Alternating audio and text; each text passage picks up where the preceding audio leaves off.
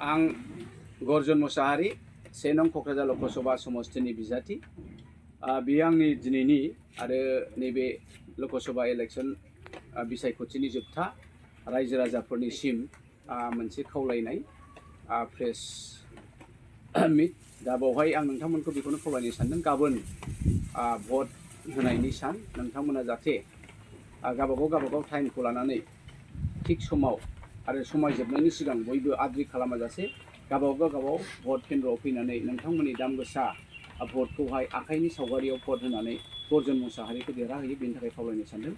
खारन नोंथांमोना बे मोनसे खोथाखौबो गोसोआव लादो जोंहा नांगोल खेंखाया एबा ट्रेक्टरा इउपिपिएल आरो बिपिएफनिफ्राय बायदि रोखोमनि नानानथा रोखोमनि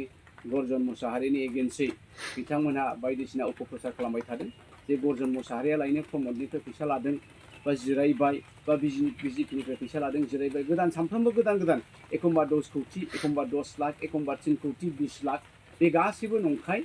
आरो मिनिंलेस बिथांमोनहा गावसिनि जेनगोनखौ मिथिखानायखाय कंग्रेसखौ धंस खालामनो नागिरदों गर्जनखौ धंस खालामनो नागिरदों नाथाय रायजो राजा नोंथांमोनहा गोसो बायनाङा जे गर्जना मालाबाबो रावजोंबो बायजाग्रा मानसि नङा। बेखायनो आङो बेसिकेलि जोंनि लाइमोन फिसाफोरखौ खावलायनो सानो नोंथांमोना जाहाथे बयबो ज' जाजाय ओंखारबोनानै गोसोआव फोथायनाय लानानै बे आखाइनि सावगारियावनो नोंथांमोननि दाम गोसा भटखौ गाबोननि दिनाव बयबो भट होफैयो। आरो मोनसे बाथ्राया बेबो राहुल गान्धी बिथाङा दिनैहाय सारा भारतआवनो जोंनि लाइमोनफोरखौ लानानै खोब सिन्था खालामदों जे लाइमोनफोरनि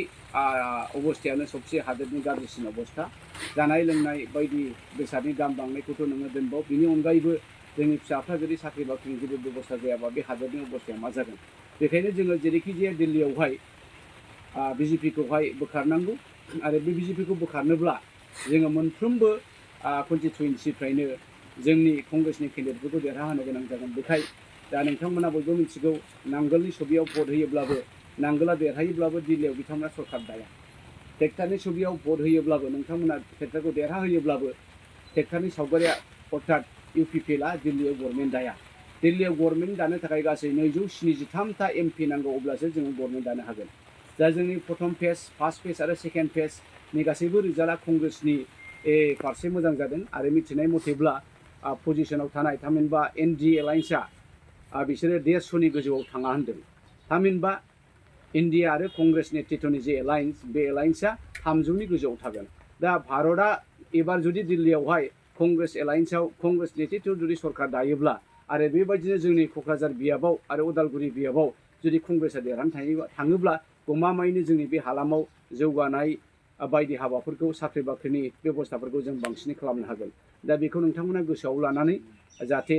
गाबोननि थारिखआव बयबो भटखौ आद्रि खालामा फैनानै थि जायगायाव थि समावहाय आखाइनि सावगारियाव भट थुनानै देरहाहोयो आं बेखौनो नोंथांमोननिसिम खावलायनाय जाबाय। खुलुमनाय।